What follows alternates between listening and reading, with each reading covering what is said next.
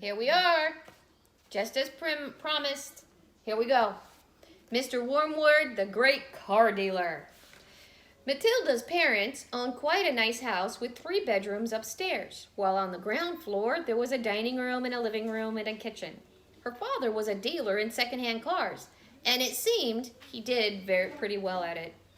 Sawdust, he would say proudly, is one of the great secrets of my success, and it cost me nothing. I get it free from the sawmill. What do you use it for? Matilda asked him. Ha! His father said. Wouldn't you like to know? I don't see how sawdust can help you to sell second-hand cars, Daddy. That's because you're an ignorant little twit, the father said. His speech was never very delicate, but Matilda was used to it. She also knew that he liked to boast, and she would egg him on shamelessly. You must be very clever to find a use for something that costs nothing, she said. I wish I could do it. You couldn't, the father said. You're too stupid. But I don't mind telling you, young Mike here about it, seeing he'll be joining me in the business one day. Ignoring Matilda, he turned to his son and said, I'm always glad to buy a car when some fool has been crashing the gears so badly they're all worn out and rattle like mad.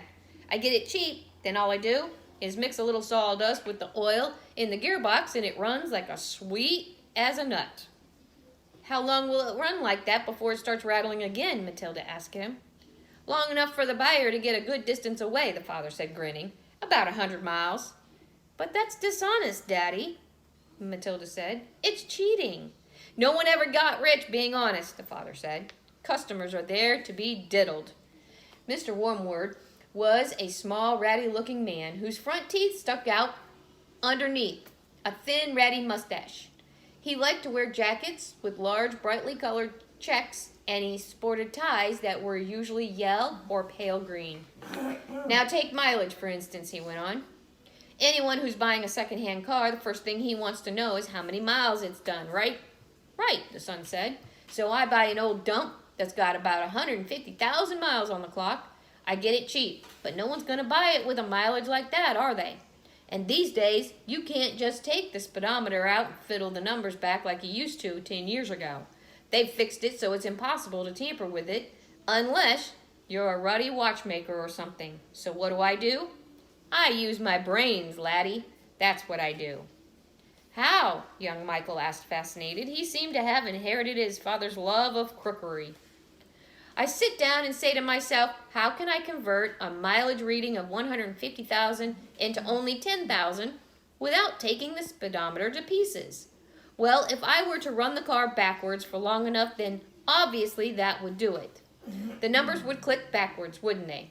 But who's going to drive a flaming car in reverse for thousands and thousands of miles? You couldn't do it. Of course you couldn't, young Michael said. So I scratched my head, the father said. I use my brains.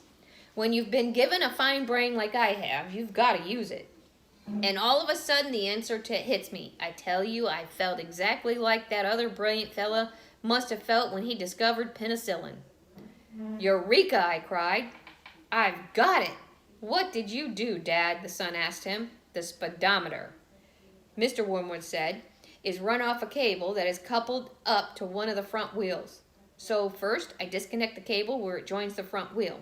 Next, I get one of those high-speed electric drills and I couple that up to the end of the cable in such a way that when the drill turns, it turns the cable backwards. You got me so far? You following me? Yes, Daddy, said young Michael. These drills run at a tremendous speed, the father said. So when I switch on the drill, the mileage numbers on the speedo spin backwards at a fantastic rate. I can knock 50,000 miles off the clock in a few minutes with my high-speed electric drill. And by the time I've finished, the car's only done 10,000, and it's ready for sale. She's almost new. I say to the customer, she's hardly done 10,000. Belonged to an old lady who only used it once a week for shopping. Can you really turn the mileage back with an electric drill? Young Michael asked. I'm telling you trade secrets, the father said, so don't you go talking about this to anyone else. You don't want me put in jug, do you? Now that means in jail. I won't tell a soul, the boy said. Do you do this to many cars, Dad? Every single car that comes through my hands gets the treatment, the father said. They all have their mileage cut to under 10 thou before they're offered for sale. And to think I invented that all by myself, he added proudly. It's made me a mint. And he means he's made money. Matilda, who had been listening closely, said, But Daddy, that's even more dishonest than the sawdust. It's disgusting. You're cheating people who trust you. If you don't like it, then don't eat the food in this house, the father said. It's bought with the profits. It's dirty money, Matilda said. I hate it. 2 red spots appeared on the father's cheeks. Who the heck do you think you are, he shouted. The Archbishop of Canterbury or something, preaching to me about honesty? You're just an ignorant little squirt who hasn't the foggiest idea what you're talking about. Quite right, Harry, the mother said. And to Matilda, she said, You've got a nerve talking to your father like that. Now keep your nasty mouth shut so we can all watch this program in peace. They were in the living room, eating their suppers on their knees in front of the telly. The suppers were TV dinners in floppy aluminum containers with separate compartments for the stewed meat, the boiled potatoes, and the peas. Mrs. Wormwood sat munching her meal with her eyes glued to the American soap opera on the screen. There's Mama. Isn't she a beauty? She was a large woman whose hair was dyed platinum blonde except where you could see the mousy brown bits growing out from the roots. She wore heavy makeup and she had one of those unfortunate bulging figures where the flesh appears to be strapped in all around the body to prevent it from falling out. Mummy, Matilda said, would you mind if I ate my supper in the dining room so I could read my book? Uh-oh.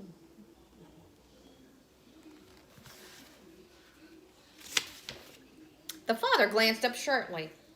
I would mind, he snapped. Supper is a family gathering and no one leaves the table until it's over.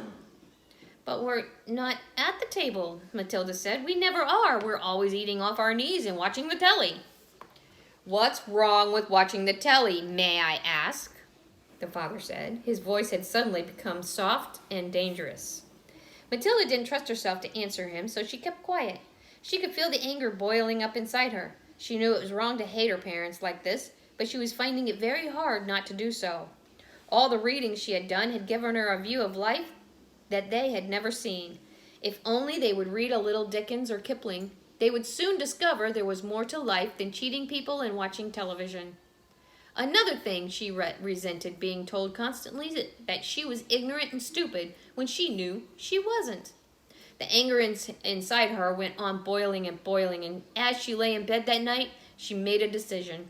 She decided that every time her father or her mother was beastly to her, she would get her own back in some other way. A small victory or two would help her to tolerate their idiocracies, and she would would stop her from going crazy. You must remember that she was still hardly 5 years old, and it is not easy for somebody as small as that to score points against an all-powerful grown-up. Even so, she was determined to have a go. Her father, after what had happened in front of the telly that evening, was first on her list. Uh-oh. There he is getting angry. And there's Matilda, thinking about what she's going to do while she's eating her dinner. And the next chapter is the hat and the super glue. Oh, no. Okay, you know the drill. Draw me a picture. Let me know what's happening with Matilda and dinner and the telly and the speedometers and the cars that he's selling and how they could drive away and just fall apart right after. You guys don't forget, wash your hands. See you later.